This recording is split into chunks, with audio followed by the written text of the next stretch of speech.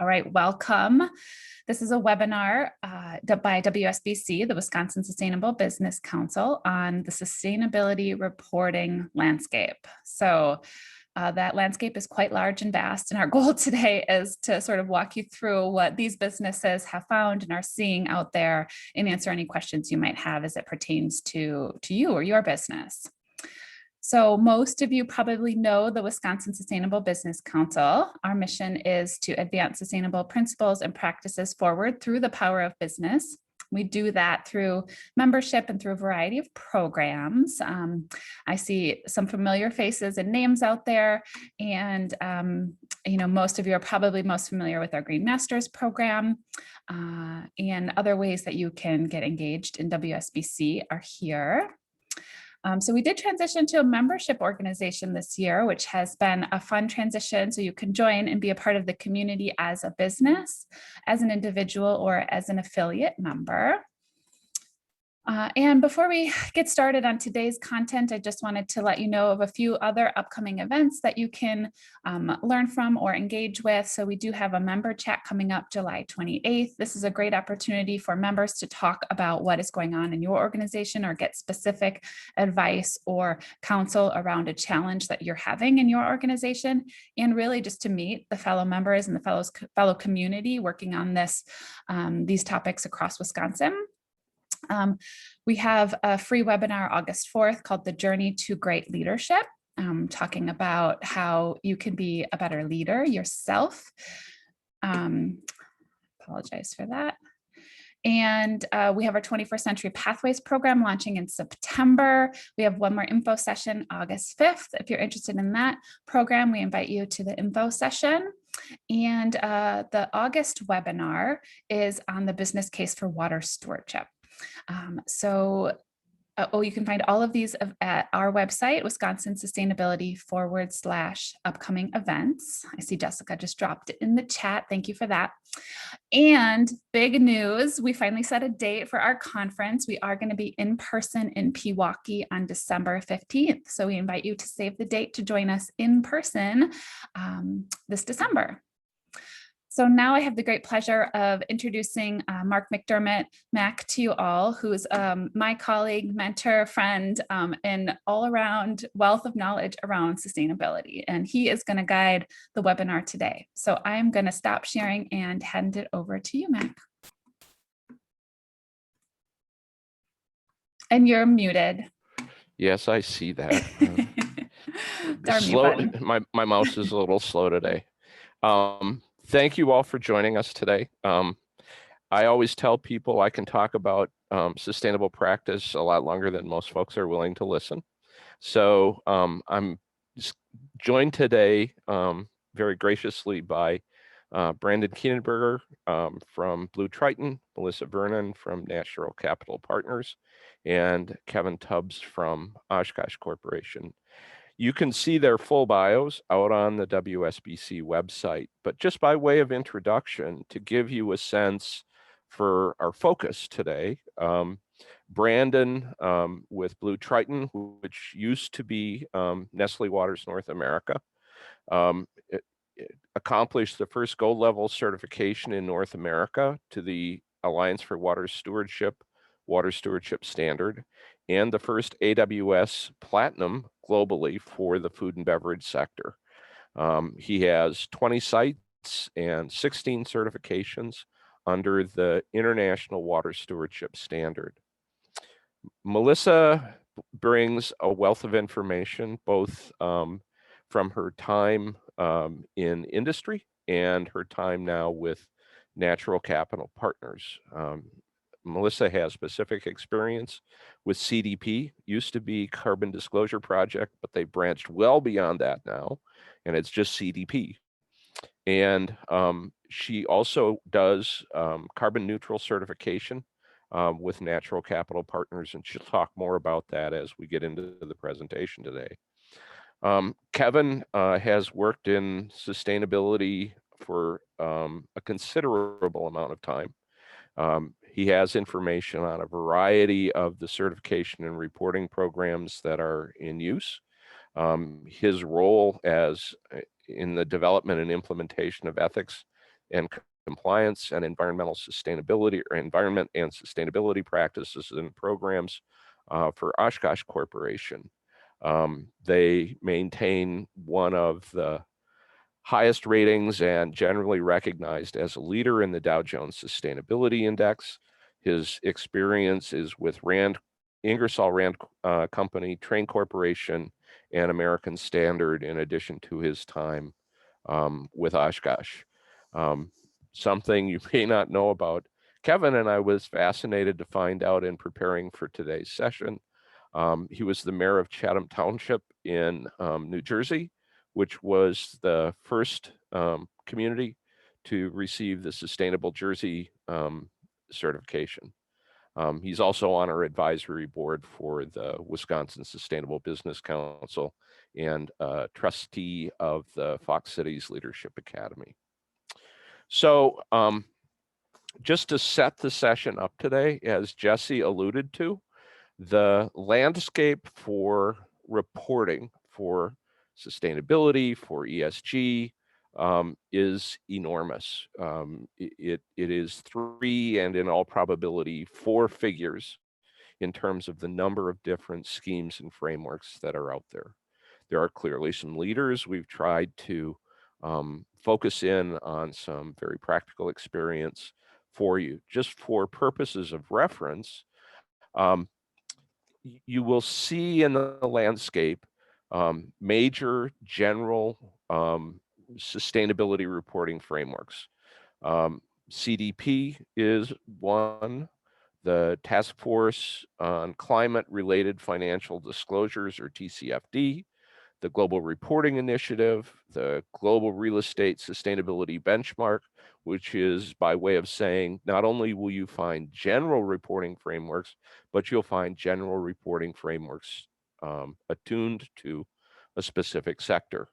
And then the Sustainability Accounting Standards Board, who has recently changed their name. I'm going to refer to them over the course of today's discussion as SASB, or Sustainability Accounting Standards Board, because that's what most folks are familiar with. So there's the major general reporting sustainability frameworks. I tried to hit the top ones. Then there are the rating and classification services, the Dow Jones Sustainability Index, FTSE4Good, Bloomberg, the ESG Go Terminal, and then one that we use, which is CSR Hub. But there are innumerable numbers of rating and classification services. There are also the consumer-driven frameworks, and those frameworks include things like the Sustainability Consortium, which is used to track and manage supply chain sustainability activity. There's the Supplier Ethical Data Exchange, or SEDEX, Sustainable Apparel Coalition. So there are some broad general customer-driven reporting frameworks, and there are also some very specific ones for a sector. And then I would say there's also the aspect and system certification. So that would be things like ISO, the Alliance for Water Stewardship, SA 8000, and carbon neutral certification that Melissa will talk about, and also the Center for Sustainable Business that has a broad range of tools, and Brandon may make some references to that a little bit later. One thing I'll say about this is, given the size of this landscape, it is fundamentally important to start by deciding on what your focus will be and doing things that will allow you as best possible to try and avoid survey, certification, and reporting fatigue, because things can add up really, really quickly. And we'll talk a little bit more about that as things go on. There's also an initiative underway to build a prototype that comes up with some common reporting. Jury's still out whether that will gain traction or not, but there's at least a body of thought that there needs to be some measure of coalition between the various kinds of reporting that are out there. So those are the four levels of sustainability reporting we'll use for purposes of today's discussion. And as you might guess, we can't cover them all. And what we tried to do for today's session is to connect with folks who can give you some experience and pointers in the areas of focus that we outline generally, or that I outlined generally in the opening remarks. We will make a conscious attempt to keep our remarks short. This is intended to be a discussion forum, roundtable, and I'm going to encourage all of you to give serious thought to, okay, now that I've got people that are here and are actively engaged in reporting, what do I want to ask them? So we're going to go through each of the presenters and then go from there to the question and answer session. And I will turn it over to our first presenter. And I'm drawing an absolute blank as to who I had at lead. Is that Kevin? I think I had you at lead, didn't I? It's me. Or no. Oh, Melissa, thank you. All right. Yeah, that's right. You were going to do. All right. Good enough. I knew I forgot to put a sheet of paper in front of me. My apologies. That's okay. And I'm going to talk about CDP. And as Max said, this was formerly called the Carbon Disclosure Project, but they've since expanded into additional sectors such as forest, water, and supply chain. So they changed their name to CDP. The questionnaire in general has a lot of general questions about your emissions, your risks and opportunities and targets, but it also for certain sectors, there's specific questions about the sectors that have a lot of high impacts. So it's tailored to the specific type of organization that you are when you fill out the survey. Reporting has a very complex scoring methodology, and submissions are graded and given points for each part of your responses, and you can get a grade of A all the way down to D. And another interesting thing to note is you can make your response either public or private. So I can give you my perspective on reporting to CDP. Natural Capital Partners is a small company. We're only 30 people, but we are global. We're in the US and in the UK and a few other countries. We report to CDP because a number of our key clients are CDP responders, and they use CDP as a tool to collect information about their supply chain and to engage their supply chain and encourage them to set targets and goals around climate. We also report to CDP because our core business is about helping large companies support their climate strategy. We focus on building compelling portfolios of carbon offset projects and renewable energy credits to support their goals of carbon neutrality and net zero. So climate's core to our work. And then responding to CDP also gives us empathy for the painstaking efforts that our clients have to go through. They do have two versions, a minimum version for smaller companies and then the full version for larger. Thankfully for us as a small company, we can just do the minimum. And what I found really interesting when I was tasked with doing the CDP report 4 years ago is that I thought it was all about the numbers. I thought it was all about reporting our scope 1 emissions, scope 2, scope 3. And what I've learned is that really it's about the narrative that goes with it. It's about understanding the risks and opportunities that our business faces with climate change. So it's also about targets and activities that we're setting and the things that we're doing to reduce our emissions. So for my organization, we need to, in the report, really define what would happen, what's the risk to our business if the rules around voluntary carbon credits changes. We have the COP negotiations coming up in November. If they completely change the rule book on how corporates are able to use carbon credits to meet carbon neutrality goals, my business model totally changes, and that's a huge risk. And as part of CDP, I am asked to report the dollar value impact of these potential risks. There's a whole section on opportunities. So if the voluntary carbon markets are seen to expand, well, that could be really great for my business and help my company grow and drive revenue.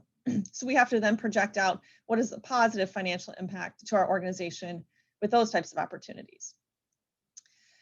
Honestly, CDP is a really challenging report for a small company like ours. We have a few leased office spaces. We've got a lot of home workers, and our biggest impact is business travel. It's almost 85% of our footprint. So it's really hard for us to make noticeable reductions in our footprint. Leased office spaces, you have a we have 5 people in an office in London, and it's hard to convince the landlord to make those reductions or even sometimes capture accurate data.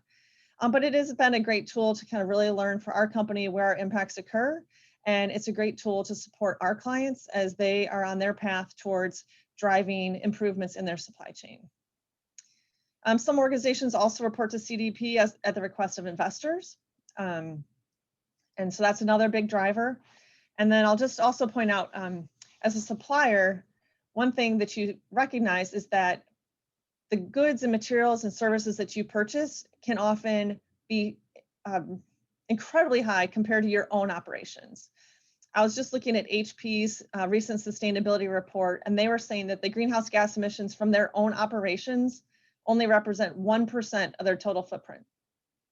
Their scope 1 emissions are 50,000 tons. Scope 2 electricity emissions are 120,000 tons, including the renewable energy that they're using for electricity. But their scope 3 is 44.7 million tons, of which 26 million is from all the raw materials that are used to make their products. 15.8 million tons are a result of the product use phase, which that consumes both electricity as well as paper. So supply chain is a huge area to start to wrap our arms around and start to gather numbers about the impacts of all the things that we are purchasing and using to make our businesses run. So I think I'll wrap up there with CDP.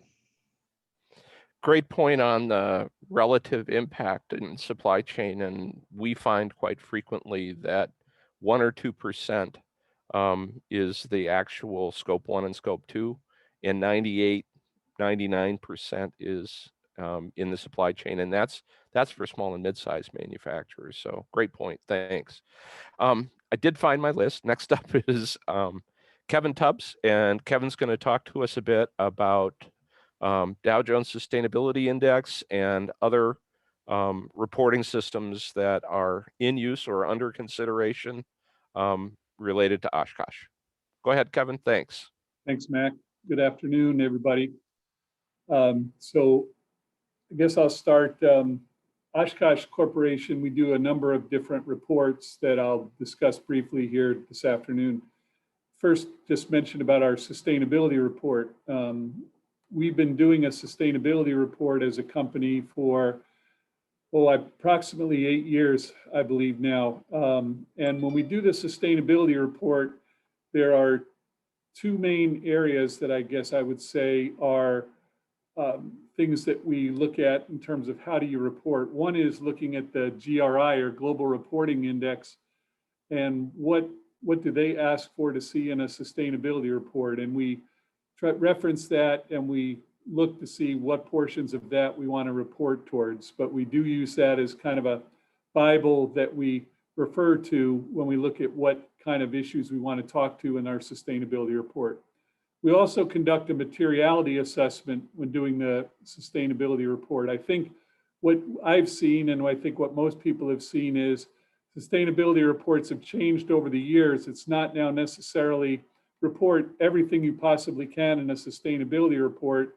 It's more look what's important to your company, look what's material to your company, and then do a deep dive and report on those things.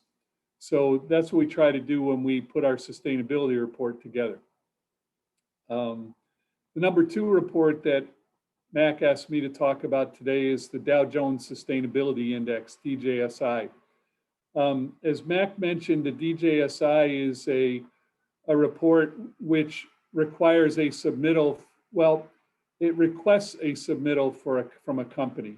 It doesn't necessarily require a submittal from a company, but be aware that if you are a company that's been requested to report to the DJSI, they are going to evaluate you based on what information they have. So it's either information they're going to be getting from you, or it's information that they'll be getting from other public sources.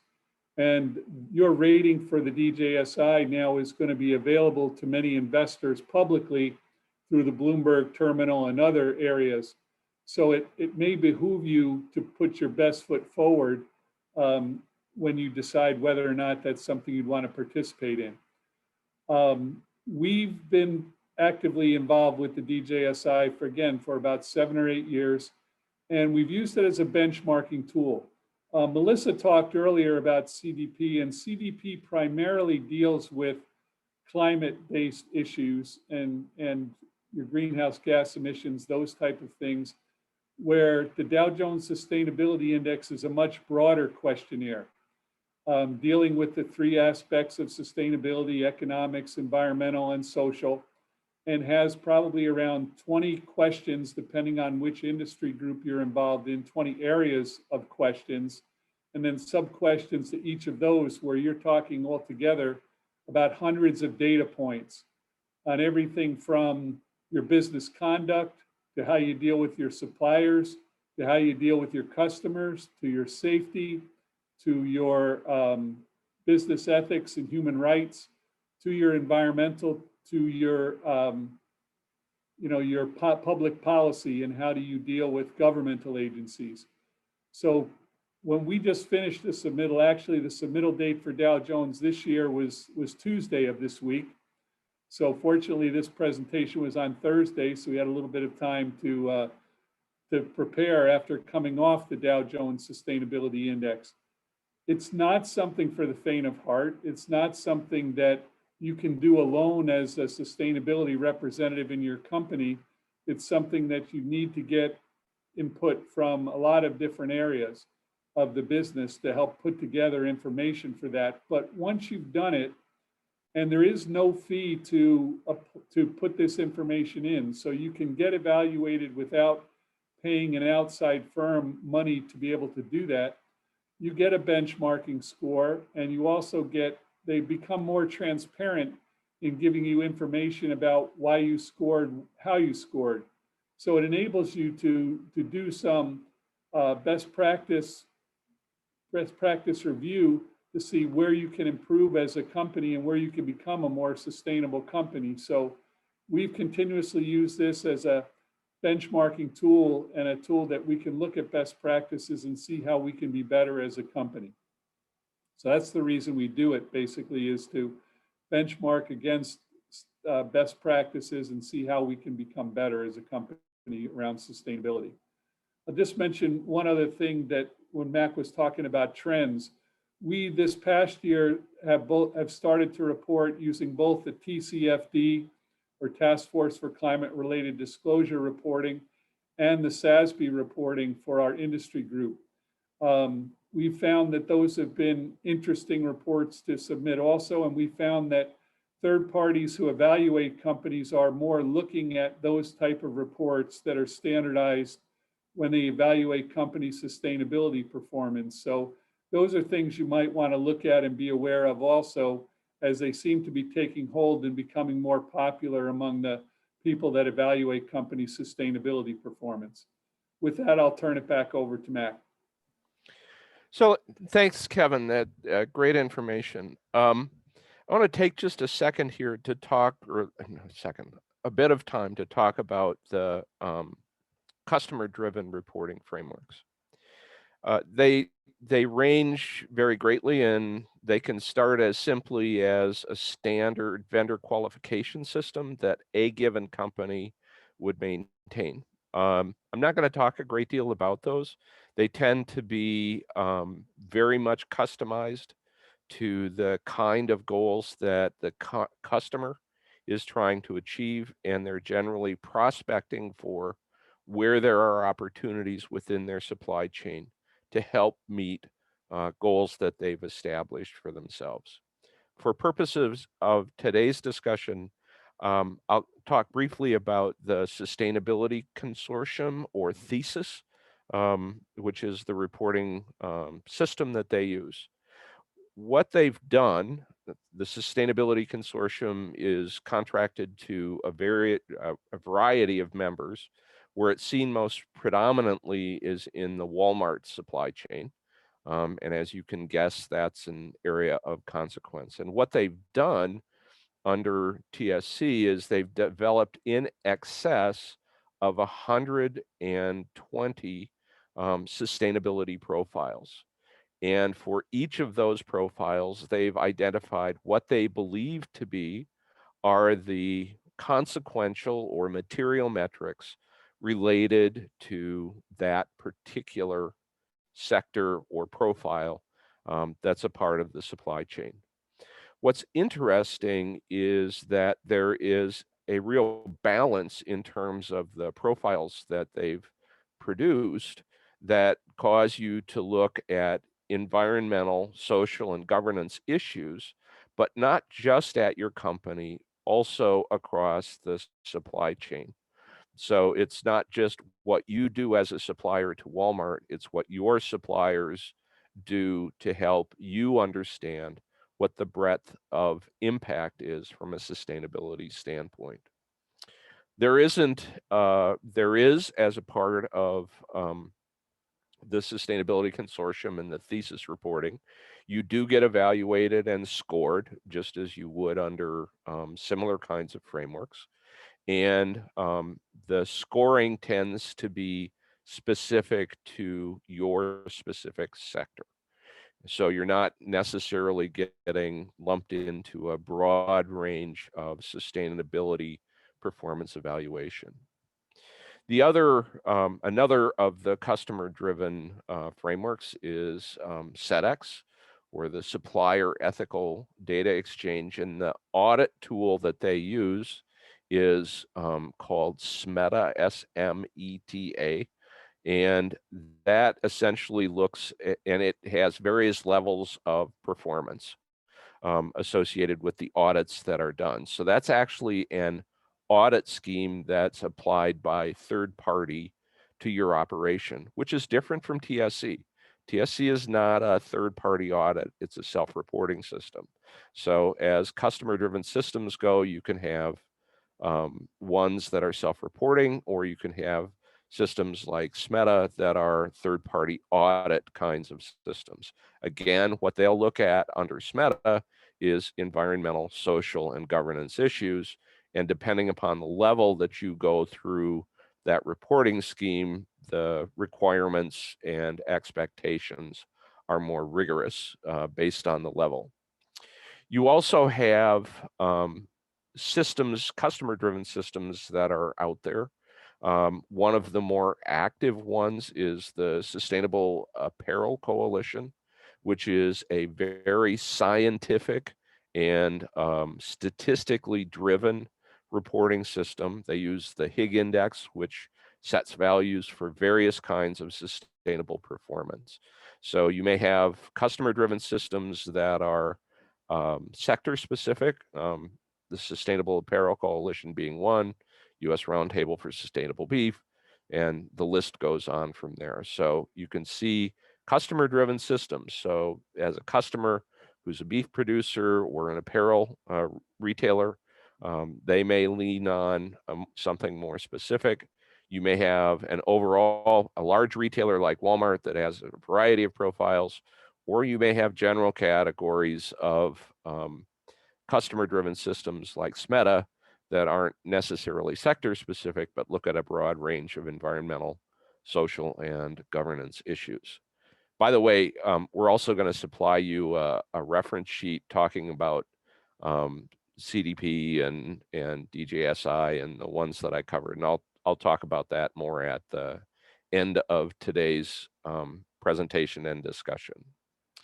And with that, I'm going to stop on the customer side and turn it over to Brandon, who will be able to talk to us in more depth about certification and the role of certification and reporting, sharing information as a result of accomplishing certification. So Brandon, I'll turn it over to you.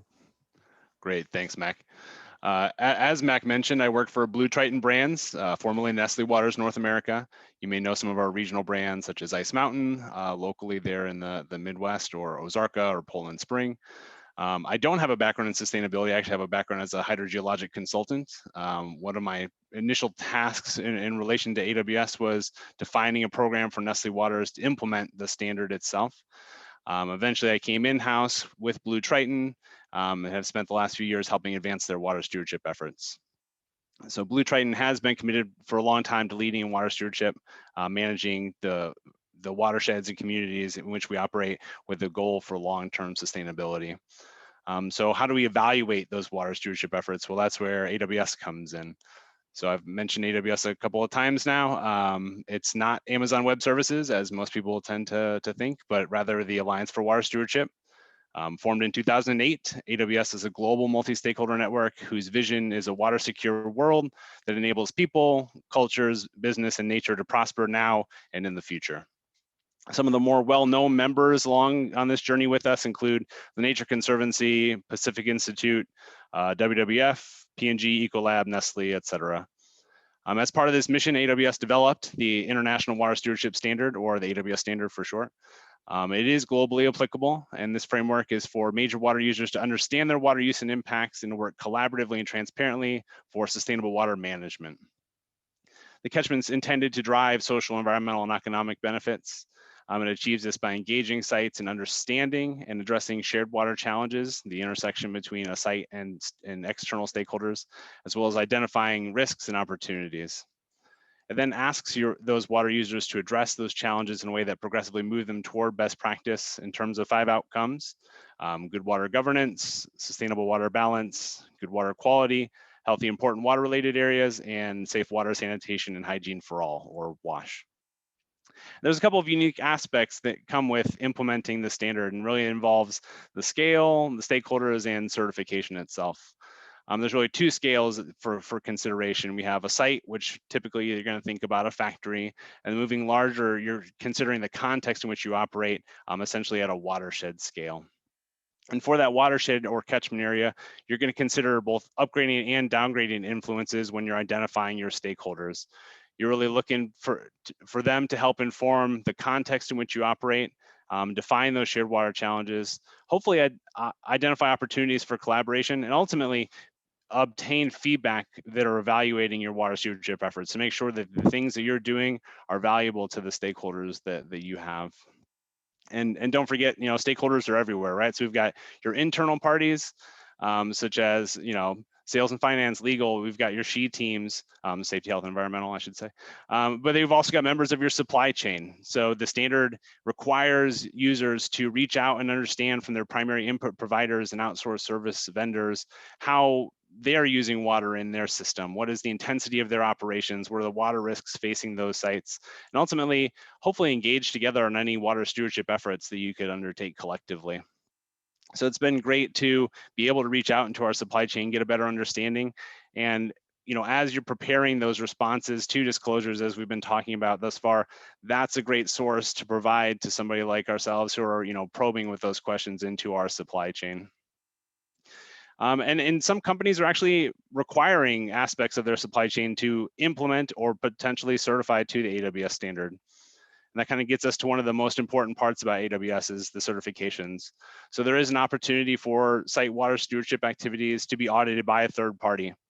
It definitely represents an additional level of commitment to the process, and is appropriately rigorous, with independent evaluation reviewing your indicator evidence, visiting your site and water sources, conducting internal and external stakeholder interviews.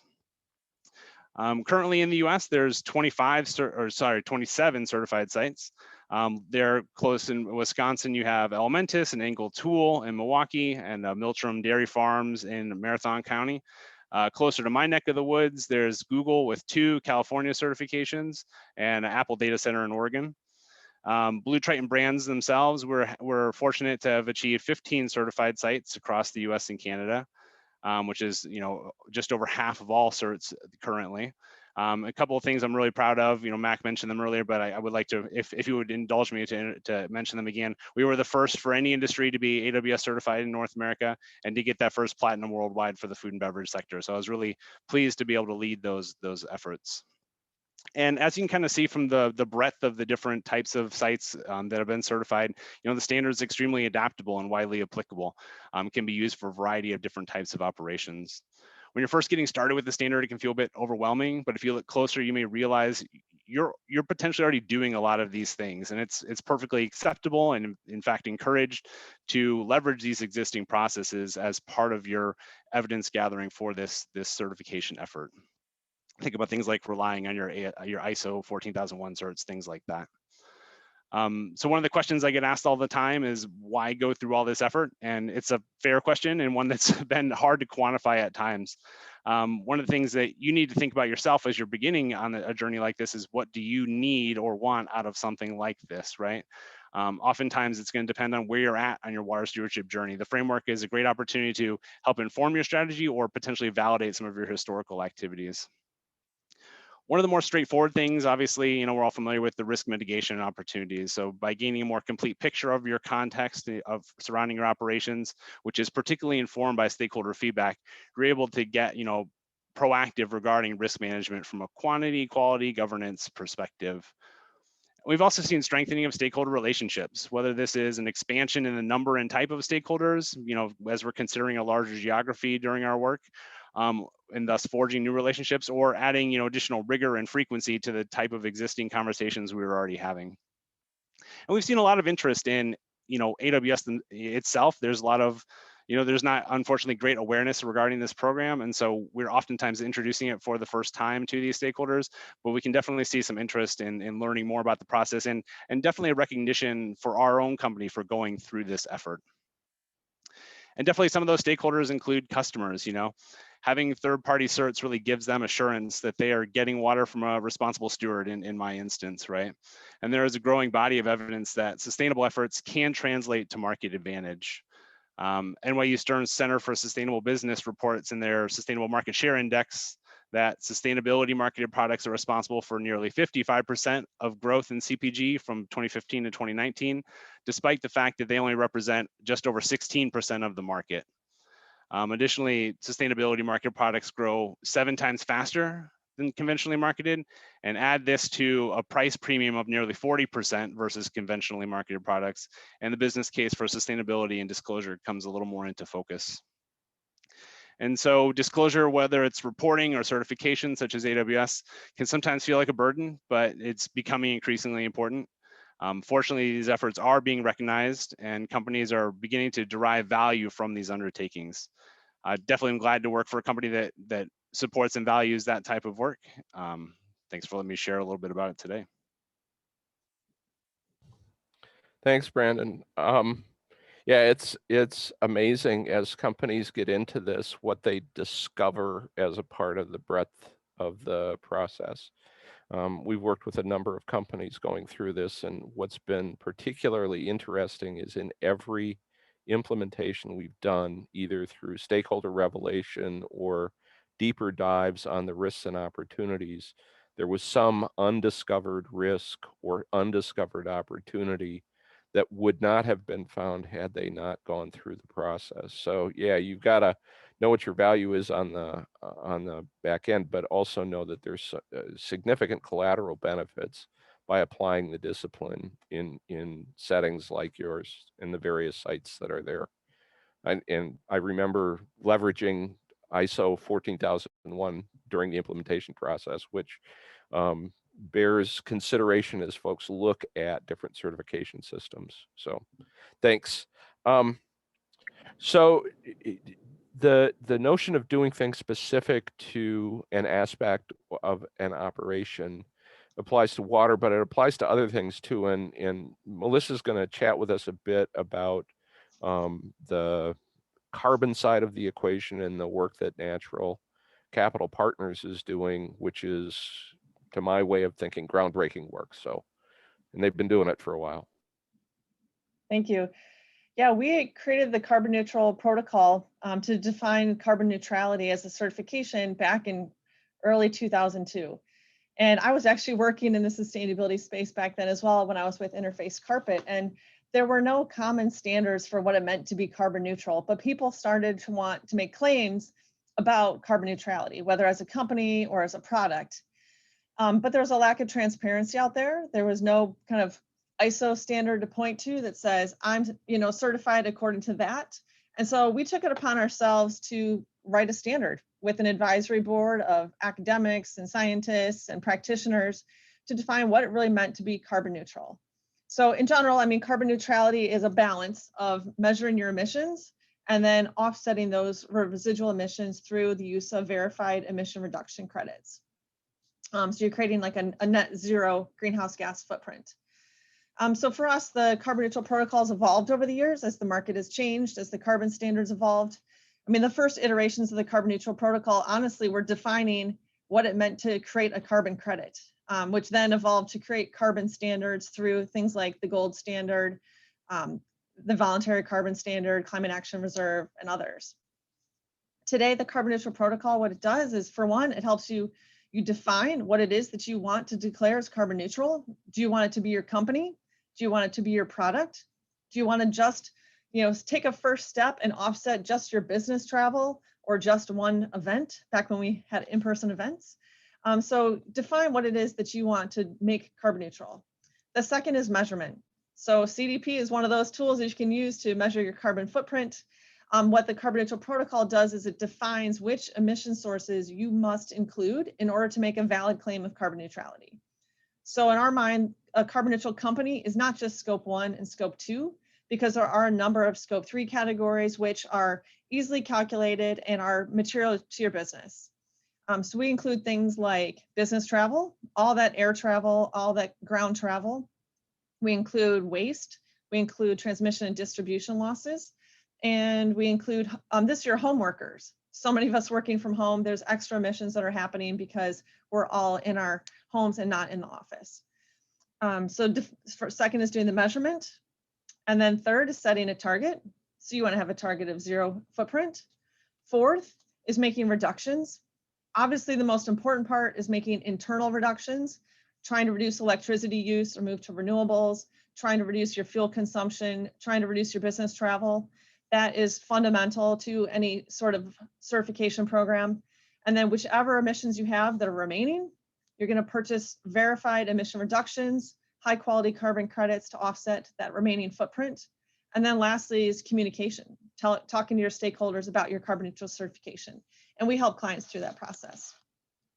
And what carbon neutral certification does is it enables you to take climate action today while you're working on those internal reductions in parallel. And there's certain aspects of our businesses where we'll probably never be able to get to 0 footprint because we still make stuff, we get on airplanes, and there's just impacts. And by purchasing these carbon credits, one thing that you're doing is you're effectively putting an internal price on carbon to your business. You now have a new line item in your budget sheet to purchase these carbon offsets and to purchase these renewable energy credits. And most organizations are always looking to reduce cost. And so sometimes that can start to drive internal reductions because you don't want to have to buy as many credits every year. So if you reduce your footprint, you get to buy fewer credits. Some of the interesting things we've seen about carbon neutral certification in the last 20 years is that, especially in the last, I'd say, year or two, I'm seeing an increased demand for certification to support B2B sales. We work with a lot of clients who are selling to other businesses, and businesses are now either promoting their products and services as carbon neutral. Like we work with HP, they have a managed print service where they basically lease you a printer and they lease you printing services. That's certified as a carbon neutral service. So they're responding to their requests from their clients who want to purchase more sustainable purchase goods and services. As we were talking about earlier, that purchase goods and services part of our scope 3 is gigantic. And so corporates are realizing that through reporting and then now trying to promote and in their RFPs ask for products that carry these types of certifications. We're also seeing big movers like Amazon has their climate pledge friendly designation now on their website. The carbon neutral product certification was added in April. So now if you log into Amazon and you're shopping for a keyboard or a mouse, if you look at Logitech, all of those, the Logitech devices are certified as carbon neutral products, and they'll have the Amazon climate pledge friendly designation right there in the Amazon catalog. So, certification is a great way to differentiate your products and differentiate your company.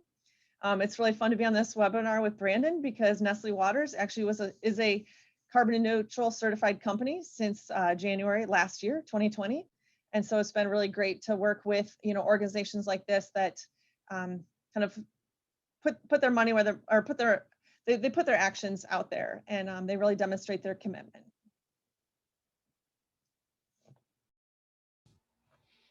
Thanks, Melissa.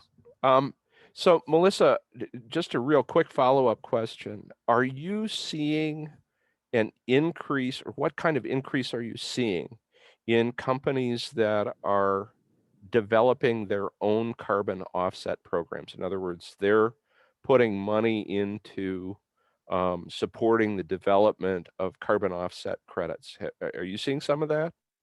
And if so, There's- where? There's a huge demand for it. So the carbon markets have changed dramatically in the last 18 to 24 months.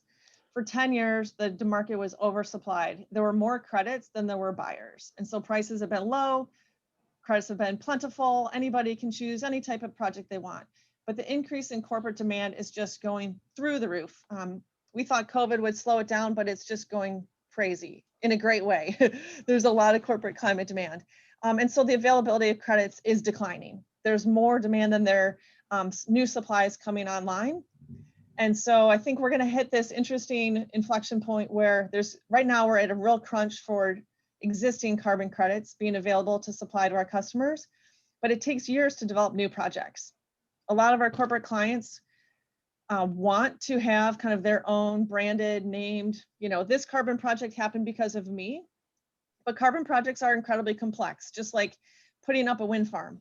You don't just, pay money today and the wind farm's up tomorrow. It takes years to develop highly credible projects. It takes years to get the infrastructure on the ground, to develop the communities, to do the monitoring, to do the verification. So if you want to go plant a forest, you don't get carbon credits today. Those trees have to grow. Those trees have to sequester carbon. Those trees have to be monitored.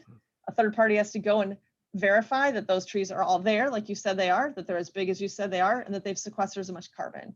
And that takes years. So we're seeing a lot of money being pumped into the market, but those carbon credits will take years before they're actually able to be generated and then applied towards a company footprint. But there's a lot of demand for new project development right now. Okay, thanks. So this is the part of the program where we rely considerably more extensively on all of you. We've assembled a group of individuals who talk generally about the reporting landscape.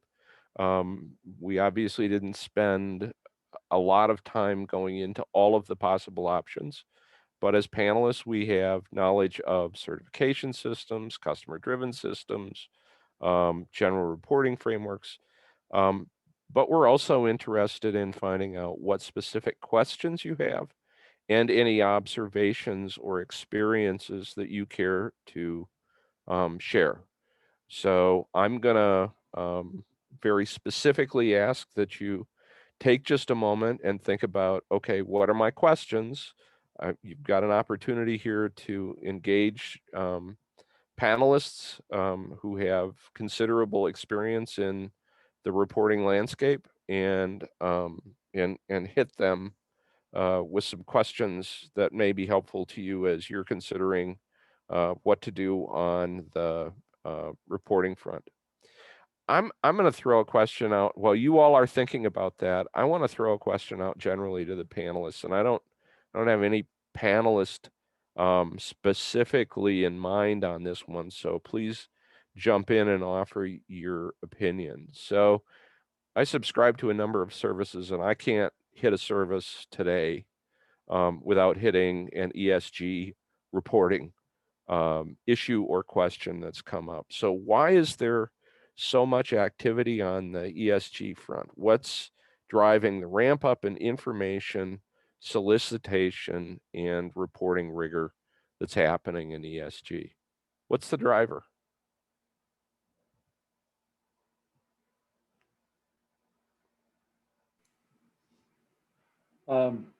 This is Kevin. I'll maybe give a partial answer to that. I think there's not one driver, in my opinion. There are a number of drivers. One driver is the investment community.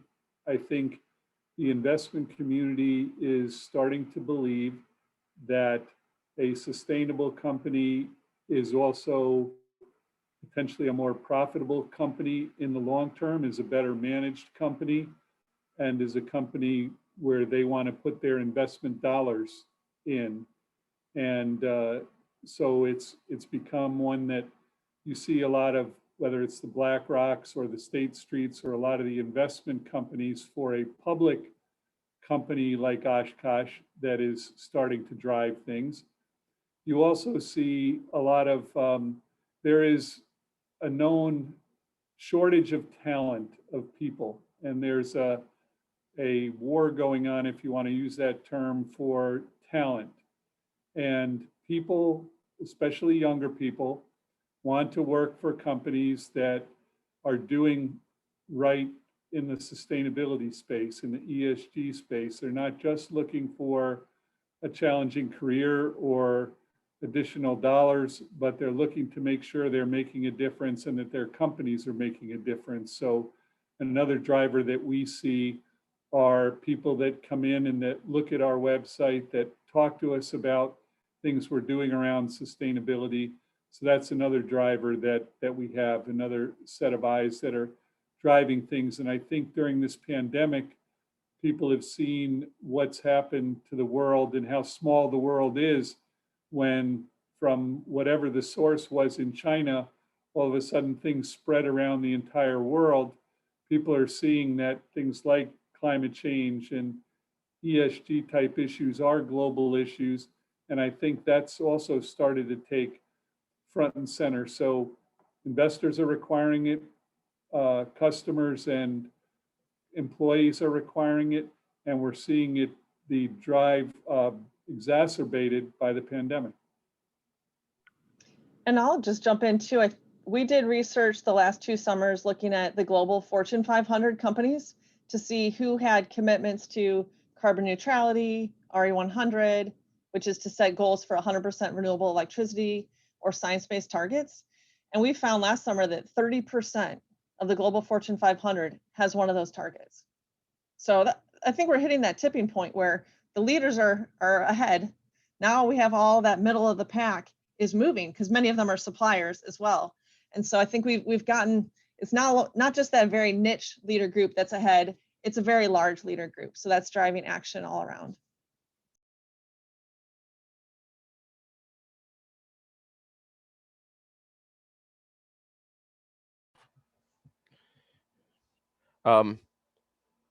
What's been the impact among stakeholders that you've seen? And Brendan, you referenced the breadth of impact on stakeholders, and I've got one other question I want to point at you. But stakeholders and markets with the ESG information, what are you seeing? Yeah, there's just been a growing recognition of the importance. And I mean, we've had a number of conversations with customers that where the sustainability team is being enlisted to really provide that differentiation. I mean, that is one of the key things that companies are looking for. And we've even seen some contracts coming in with ESG and AWS specific requirements, right? And they really want to see that not only are we committed to doing these things today, but that we're going to continue to carry these commitments into the future. And so it's exciting to be able to leverage that when it comes to justifying, if you will, our continued participation on that front. And as a company that was just recently acquired, I can tell you the folks who were interested in buying us were particularly interested in our ESG, whether there was risk exposure or what sort of proactive measures we were taking to derive value from these efforts. Participate in a lot of conversations on that front. Can you take just a second and elaborate a little bit more on the certification mark and the certification mark value for the organization? Yeah, absolutely. And as I mentioned earlier, I mean, there's the value from the certifications from helping you identify those risks and provide assurance to customers. And that's one of the key areas that we've seen an increase in uptake in regards to customers who are interested in that level of assurance. We're hopeful to see that kind of continue. And so, there's really an opportunity to increase that brand perception and that social license to grow in your communities. I mean, by providing that level of assurance through the certifications, our stakeholders are more comfortable, if you will, to relay to their friends and stakeholders that Blue Triton is a good company and we're doing the right thing, and we have this third-party certification to back it up. So we've heard from stakeholders a greater level of comfort to convey the good work that we're doing, knowing that it's been reviewed independently. And I mentioned earlier, NYU Stern's got some great metrics regarding sustainability marketing, and we're actually supporting an academic study with the Center for Sustainable Business to understand both the financial and non-financial benefits of implementing AWS certification in particular. They're utilizing their return on sustainability investment tool to evaluate those efforts. And it's been informed heavily by a lot of feedback that we've been procuring from both internal teams and external stakeholders, such as NGOs, regulatory authorities, and actually getting customers to participate in that effort. So it's great to hear that firsthand feedback that's going to be, we're hopeful that we're going to be publishing by the end of the year with NYU Stern the results of this evaluation. And Melissa mentioned it earlier, so that there's the Amazon's Climate Pledge Friendly program, and which is a great opportunity to highlight those certifications. And the name tends to imply that it's focused only on carbon, but actually it's for any sustainability focused independent certification. So a lot of different options for the different types of products that companies on this call may be participating or generating. And so it's great to see those highlights be able to be shown on the Amazon web page. We've had a couple of conversations ourselves with how we can leverage those certifications to bring awareness to those consumers, and ultimately generate some more business for ourselves. And so we're excited that somebody like Amazon is really emphasizing a program like this. We think there's a lot of opportunity to touch a lot of people who may not have great awareness at the moment. Yeah, we had one question come in. I'll just read the question, and actually it's a couple of questions, and leave to you where to jump in. It looks like it's directed more to Melissa and Kevin. So the question reads: most of climate action of companies seem to be diverted towards climate change mitigation. What about climate change adaptation actions? Can companies afford adaptation across their assets?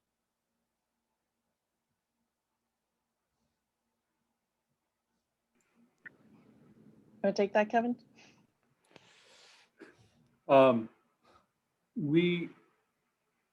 That's a good question. We are certainly working with our risk management team here and our property and casualty insurance companies and folks like that, looking at, when you talk about climate adaptation, what happens if there is more of a higher frequency of storm events, and what kind of storm events might they be, and what kind of impact would they have on our physical facilities, and how can we be prepared for that?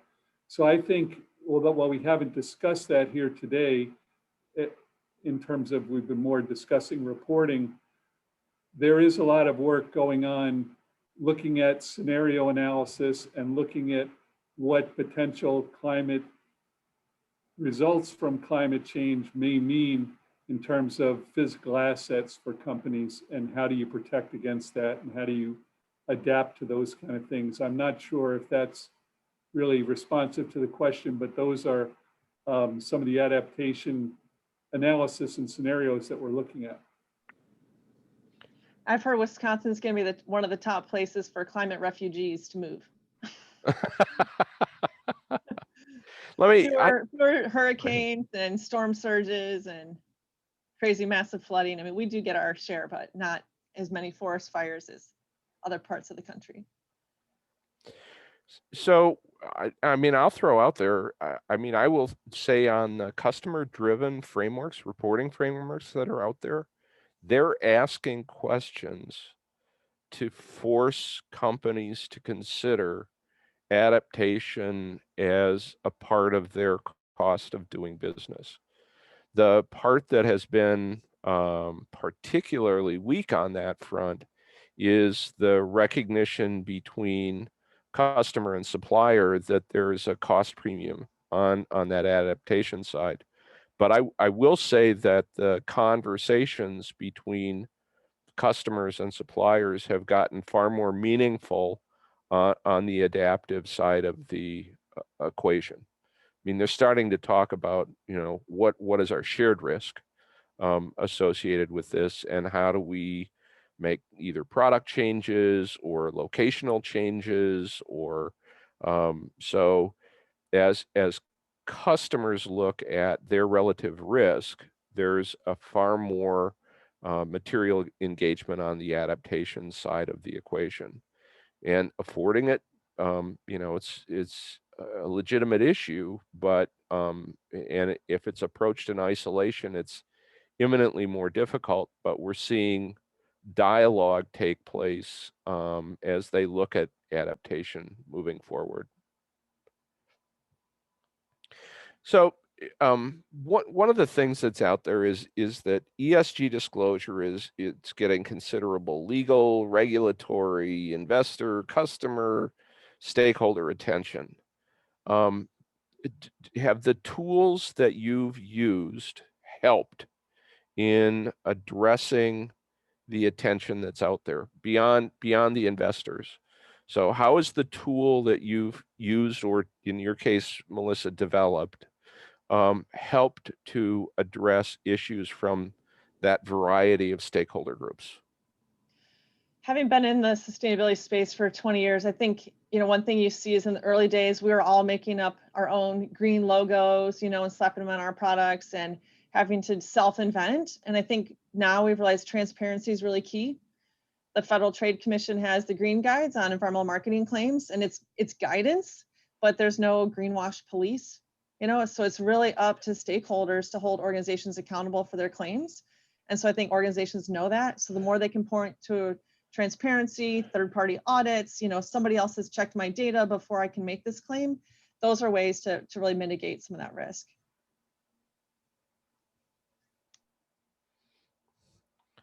How's it helped with your stakeholders, Brandon? Yeah, I mean, as I've alluded to previously, I mean, AWS is a heavily stakeholder intensive process. So we're, getting a chance to, pick their brains for the types of things that they're concerned about early on in the process, and then hopefully, identifying opportunities to work together to address those concerns. And then ultimately, sharing that and disclosing that through a third-party audit, which then, I have the ability again to leverage with customers to bring them that assurance. I think going through that process, there's great opportunities to just, check the pulse of stakeholders all along the way. And then, like I said, provide them that level of comfort and assurance. We had a question come in. One of the comments sustainability reports receive is that they're usually backward reporting and not forward reporting.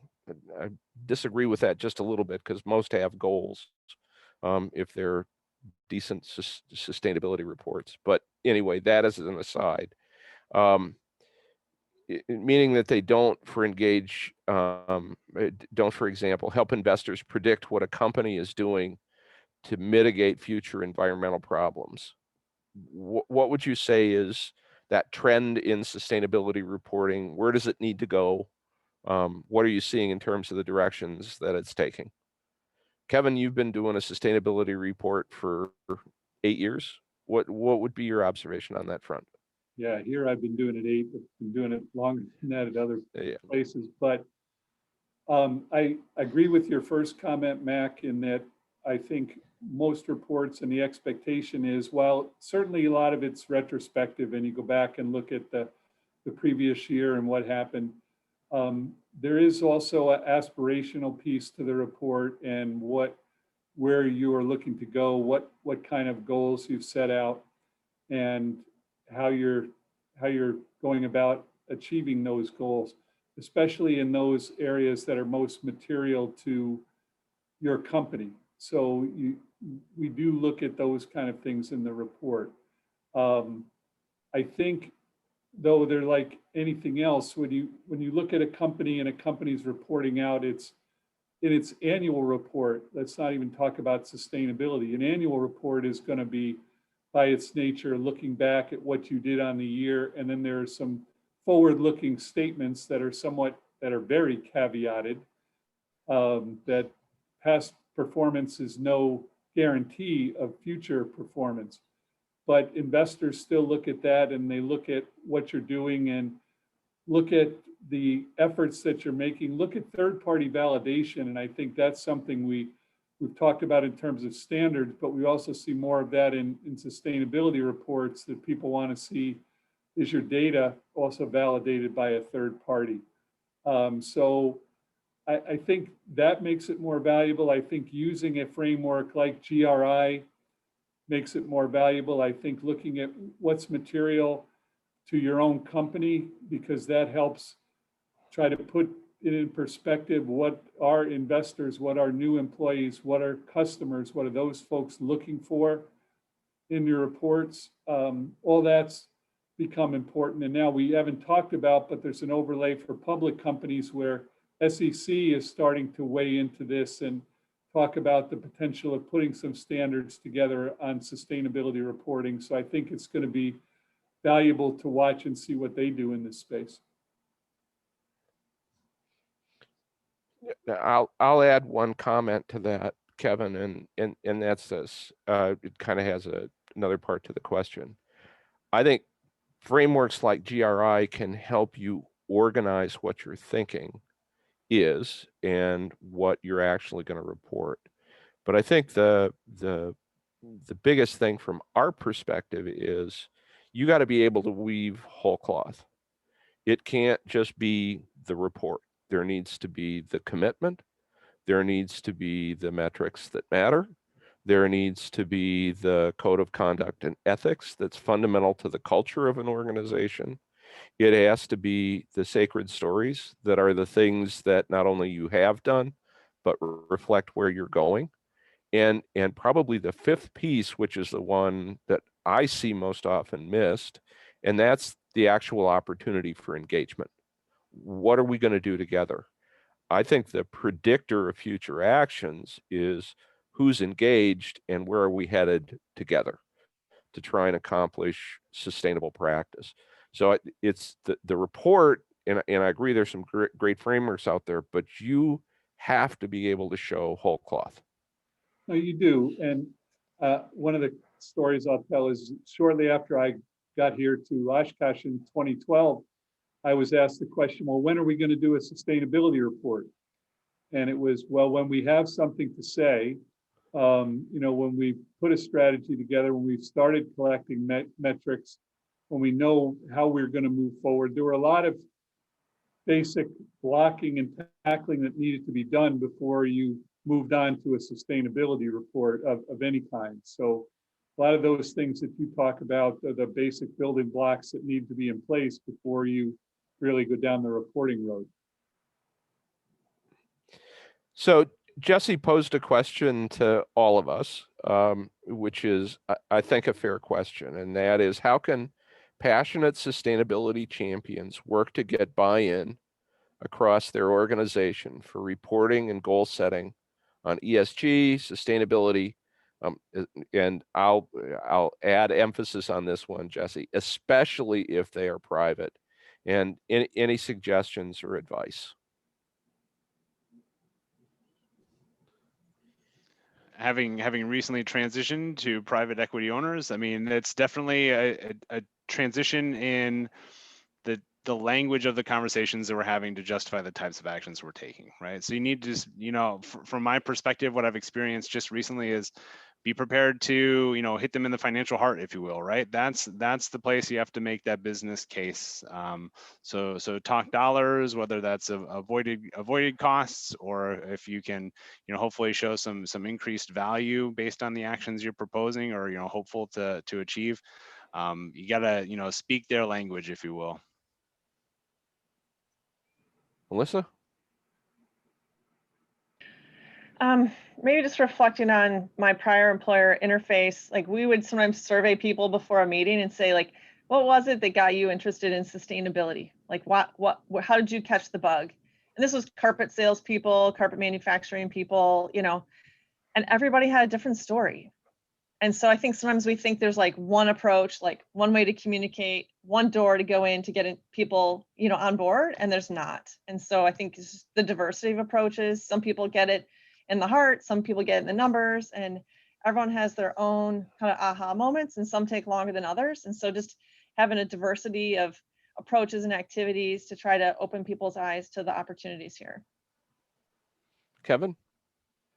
I certainly agree with what Brandon had to say about from a financial standpoint and looking for where you can get maybe those quick wins and start to get a reputation that sustainability, it's not an either or. You can either be sustainable or you can have a successful business that's profitable. It's an and both that you have. And the more examples that you can provide of that, the better you are. The second is look for allies, people that are in different parts of the organization that may have a passion there already. Maybe there's someone in your communications group, maybe someone in your finance group, supply chain. You don't know where some of these allies you're going to find are, but there are people in your organization undoubtedly that have a passion for sustainability also and can help deliver that message. If it's just the sustainable guy or gal, that's not going to be enough to move the needle. So it's developing those partnerships internally that you have.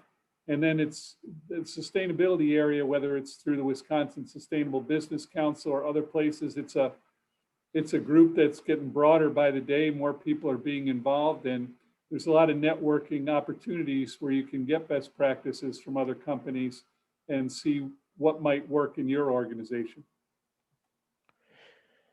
I guess what I would add to that is, first of all, be opportunistic. Don't view that it has to be in your organization exclusively, that something has to happen to be a driver of consideration of sustainable practice. Never waste a crisis in somebody else's operation to highlight where you could take some steps to avoid the same crisis in your organization.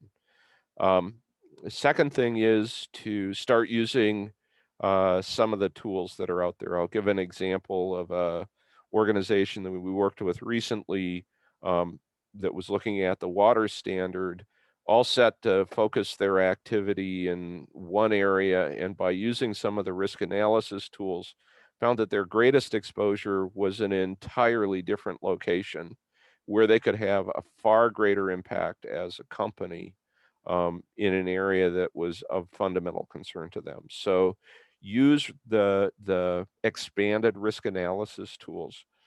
The second thing, somewhat related to that, is don't just look at standard ROIs. You may get some initial pushback, but looking at risk-adjusted returns on investment can have a huge impact inside of an organization. What looks like something that would never, ever pay for itself.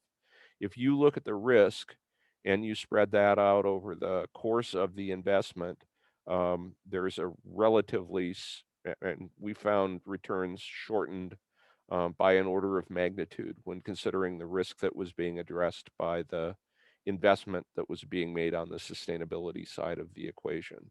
So new tools, new people, and don't waste the opportunities that realized risks in other companies have had. Let me see.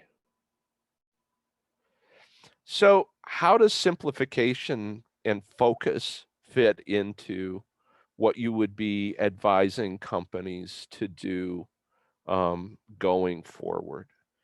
I mean, do they just go out there and pick something? How do you know what to pick? Sometimes your clients tell you which one to pick. So That's a good point. it's really dependent, I think, on your product and service and your market and your industry. You know, in the carpet industry, we had a carpet industry standard for sustainability. So you picked that. You know, it's just green building standards for building products. Everyone, I think, is unique. You just have to look at your product, service, and your industry. And I think one of the great ways to understand what may be important is by engaging with those stakeholders, right? Who are you looking to impress, or who are you looking to get support from, and like what are they valuing, and maybe that can help inform your direction going forward.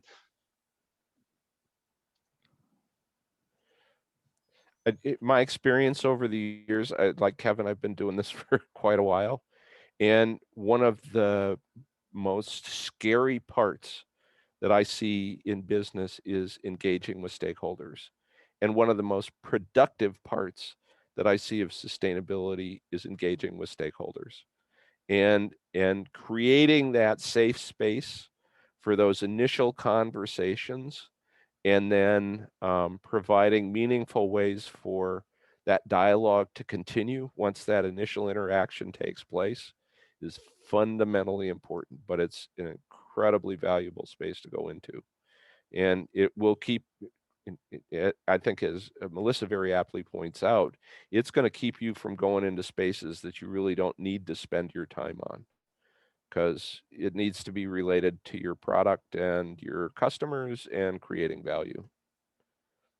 Kevin, any suggestions on focus? You've done a fair amount to keep Oshkosh focused.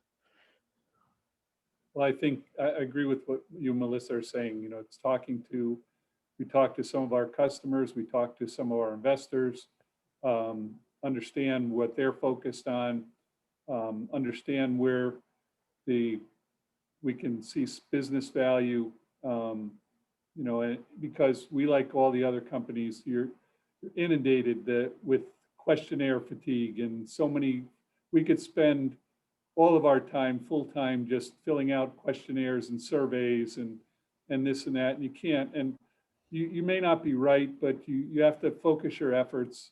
What it's like any other decision making, what do you think is most important to you? And that may change over time. You may see that it's one thing, but then as your customers are looking for something or there's more business value elsewhere, rethink where you were before, and don't be afraid to make a change if it makes good business sense. In terms of the various reporting frameworks, what's been the impact inside of organizations? I mean, we've talked a lot about investors, and Kevin talked a little bit about employees coming, or prospective employees coming in and looking at sustainability report. What difference has it made inside of the organizations where you've seen sustainability reporting used?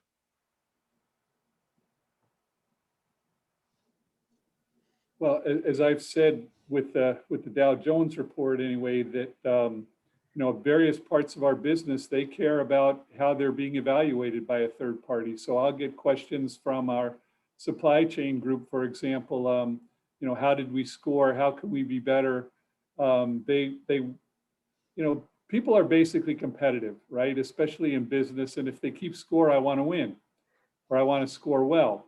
So what does that mean? And so you don't just chase points, but you look at, all right, if we do this, is it going to make our business better? And are we going to score better in these areas? So it helps drive improvement. It helps drive, I think, employee engagement. They're used to doing this. When we first started doing it, I thought it might be a one-off and we'd get a score and maybe we wouldn't do it again. But then management started to look at it, our CEO at the time, and said, you know, it is good to look and have somebody outside of the company weigh in on how we're doing. Let's continue to do this, and let's continue to drive continuous improvement. And so once they had bought that, they thought it was a good tool to use, our businesses, whether it's the supply chain folks or the risk folks or our human resources people that are looking at talent management, I mean, they're interested in what are the best and the brightest doing, and how are we benchmarking against them. So I think it's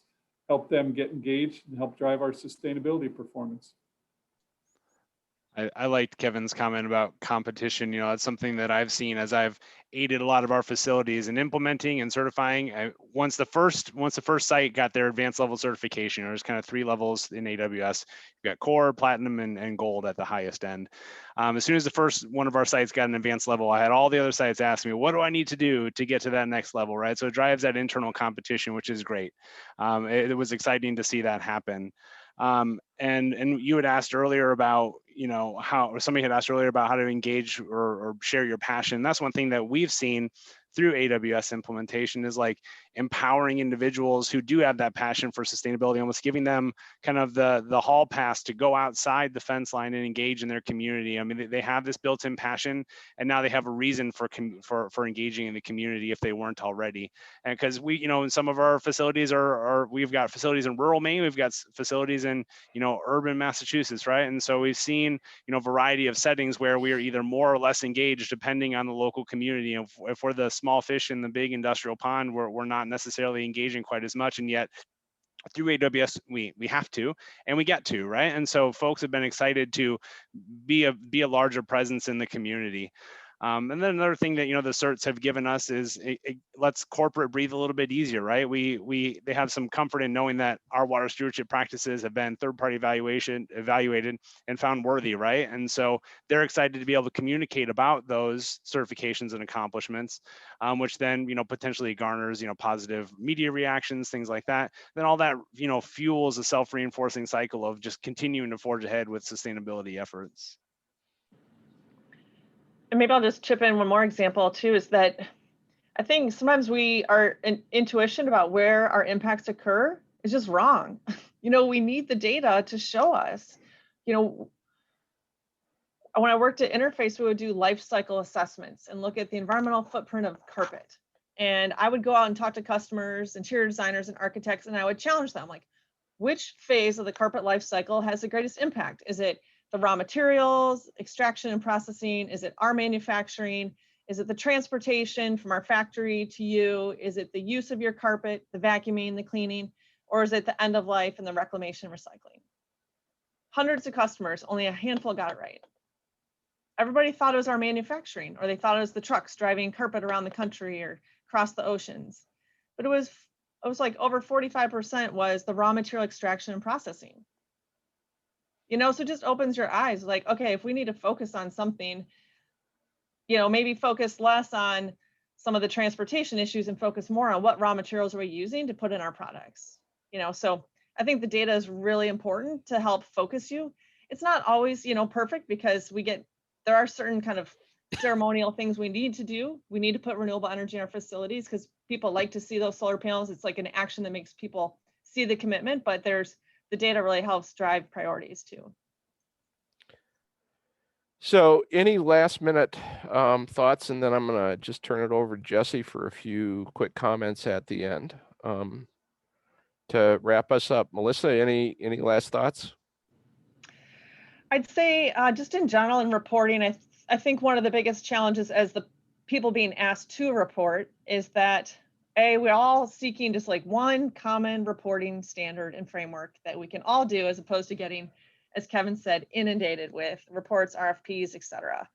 But I don't think that's ever going to happen. And the second is, I think sometimes those reports, they get stuck in minutia and they miss the big picture, like where are the big impacts with my company and with my business? And so I wish there was some better opportunities to kind of put these reports and the data in context of your organization, so that you can really help your customers or the people reviewing reports appreciate where this sits within, you know, your whole sphere.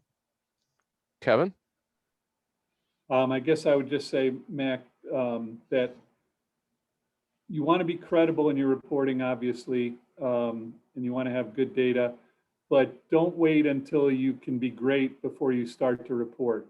You know, and start to collect data and start to talk about it. And we've talked to third parties and they say the same thing. They will understand. They would rather see you start and maybe be incomplete in the beginning and a work in progress, but you've started the journey rather than paralysis by analysis and waiting either, as Melissa said, for that one framework that's going to be a home run, or waiting till you get all the data that you can possibly have. Start down the road.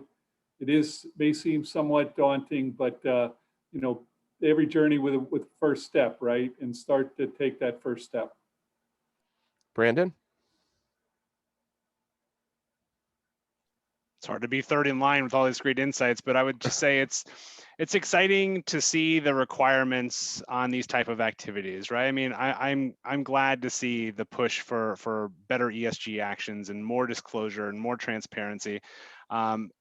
And it's definitely not going anywhere, right? It's just going to continue to be an emphasis area. And so I'm glad for the companies that are willing to do it. And as they mentioned, it's a great time just to get started. You have nowhere to go but up. There are a lot of options, but hopefully you can find one that's kind of a good workable solution. And I'm excited to also see the ability to capture more of the value surrounding these things. Like we said, I mean, sustainability should be a value driver, right? And so I'm excited to see a lot of folks being able to realize that and make more significant impacts. And so obviously disclosure and transparency are one of the key factors there.